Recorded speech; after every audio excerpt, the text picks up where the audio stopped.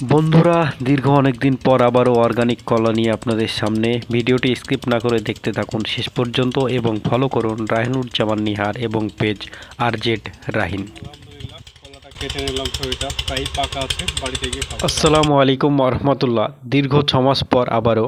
এর আগে আপনারা ভিডিওতে দেখেছিলেন নিচে একটি কলা কাটছিলাম বর্ষার সময় এবং এই কানিটি ছিল তখন জালি। তো আল্লাহর রহমতে এখন কলাটা অনেকটাই পুষ্ট হয়ে গেছে মাশাল্লাহ। আল্লাহর নিয়ামত বলা যায় এটি, এবং নিয়ামত স্বরূপ গাছ থেকে কলা একটা পাকা কলা ছাড়িয়ে নিলাম খাওয়ার জন্যে। এবং ভেবেছিলাম এই কলাটি সামনে রমজান মাসে পাকিয়ে খাবো, তো সেটা সম্ভব না, কারণ আল্লাহর নিয়ামতে কলা পাকতে শুরু করেছে অলরেডি। সো তার জন্য আমি পাকা কলার যে ছড়িগুলো ওগুলো কেটে নিয়ে বাদবাকি ছড়িগুলো সামনে রমজান মাসের জন্য রেখে দেবো। তো এইভাবে গাছ থেকে পাকা কলা খাওয়া মজা আলাদা। সো ভিডিও শেষে ধন্যবাদ।